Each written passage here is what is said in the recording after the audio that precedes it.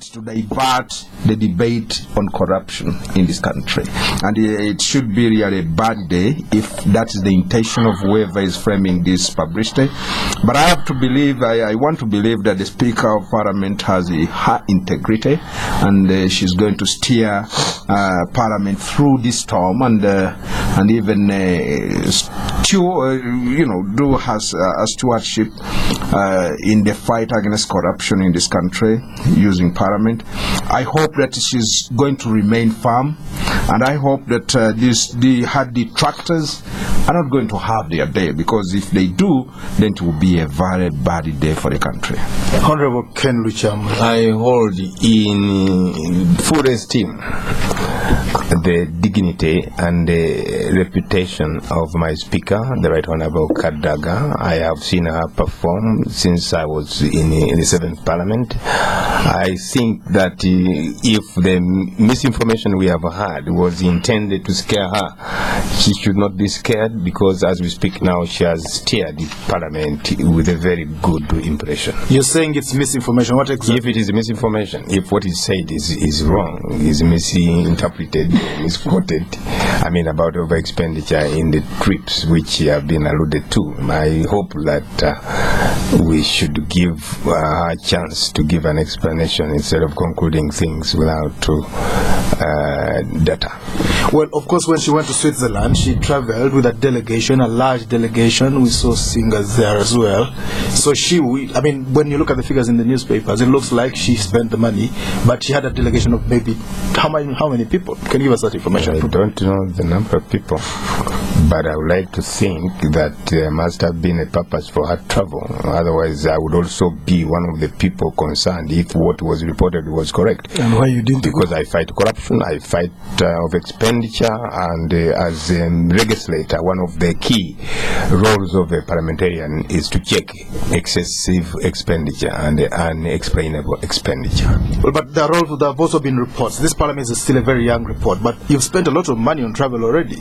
Either people are arriving at the airport, either they're traveling in or going out, bags here, bags there. Why is this rush to travel? I guess when we return from the recess, which was a short recess, that would be one of the main demands we have for her to give an explanation. Not just for the speaker, but every member of parliament. They're holding back. They are decision makers. Those that simply traveled on accord cannot be assumed to have been wrong, because they may have been appointed to go and represent the parliament in those conferences. Is this normal, or does it happen only for a new parliament induction? Well, I'm surprised. It is very rare that a delegation of so many people could travel at one go. It usually includes a few people at a time, because we have many conferences to attend. Second, I think what raised my eyebrows was in regard to a delegation from Parliament going with an entourage to entertain people.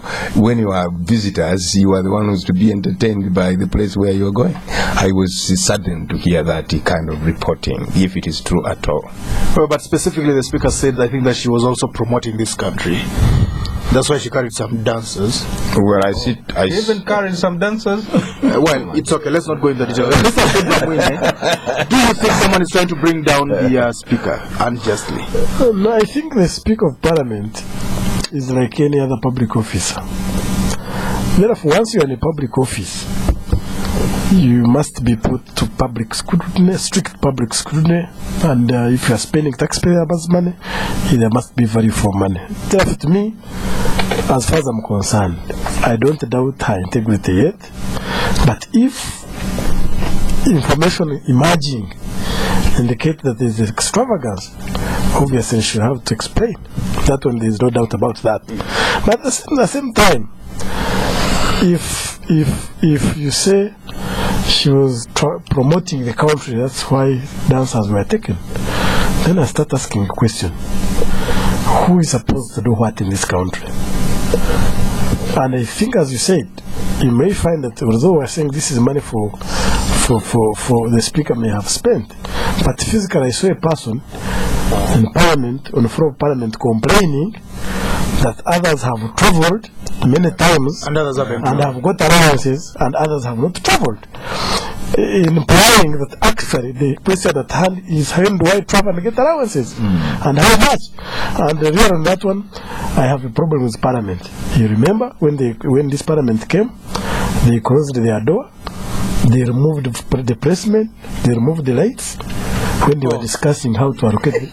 They spoke in the dark. Yeah, We can't. There was no media in Mr. there. Bamwine, We don't know whether they. which parliament are you talking about? when they were discussing their monuments, they chased away the press, they closed, and they discussed what they did. And nobody actually knew how much they were allocated because they made sure it was in the dark. So I have a problem. When you are deciding how much money you are allocating yourself as a member of Parliament, do you consider the people you represent? Do you consider the country you represent? Do you consider where you need Uganda to go?